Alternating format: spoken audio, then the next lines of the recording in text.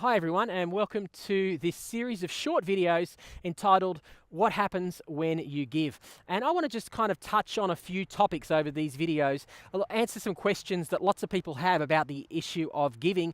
Don't always get addressed in church life, but as your pastor, I believe it's important that we take time to address these so that you can give and be a generous person with a full knowledge and understanding of what you're doing and why you're doing it. And so some of the topics that we're going to touch on, I thought I'll just take this introductory video to explain them. We're going to talk about why does the church need our money? What does the church do with money? Why does the church need money? We're going to do a session on the biblical teaching of tithing and generosity. Tithing is 10%. We're going to talk about why we teach a culture of tithing here at C3 Church, why we believe that every believer should contribute 10% or aim to contribute 10% of their income as a minimum to the work of God. We are going to talk about the why of giving. The question is, why do we give? It's not just to get. Do we give just to get? The answer to that is no. Do we get when we give? Yeah, God does promise to bless us when we give, but that's not the reason. You see, we're going to address the fact that we are to be generous people because God has first already been incredibly generous to us. We're going to provide an update on our church's financial processes and practices. We'll talk about how our church board makes decisions, show you how they, as a trusted, experienced business people, are able to make wise choices around our governance and financial matters, so that you, when you contribute to our church, you can be confident that the funds are being used and stewarded well for the purpose of God's kingdom. We're going to talk about our vision builders at both campuses and give you an update on what we're doing and where we're going and how, if you're not involved in vision builders, you can become involved in our vision builders capital building campaign.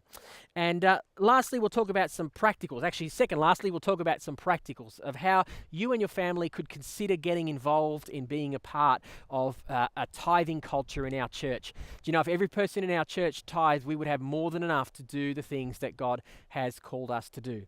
And finally, we will do a little brief video that kind of gives you a screencast computer version of how you can set up online giving. Do we encourage people to give online? Just like you pay for most of your bills online today, it just helps with consistency and make sure that we are contributing faithfully to God's house. And lastly, we want to make these booklets, these little blue booklets called What Happens When You Give.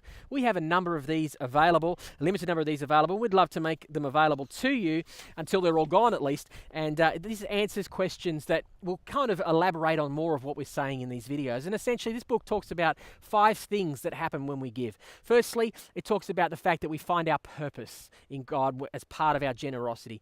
That secondly, God is pleased with us when we give. That there is an affirmation from God that comes upon our giving.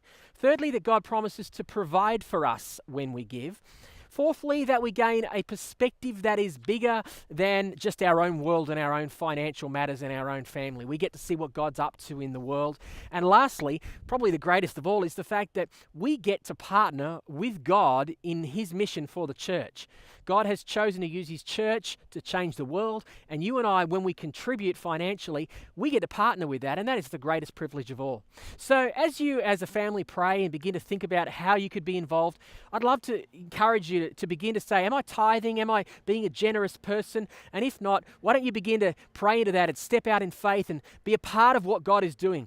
And our church is going to see tremendous breakthrough as all of us together push forward in this area of financing and resourcing the work of God. God bless you. Have a great day.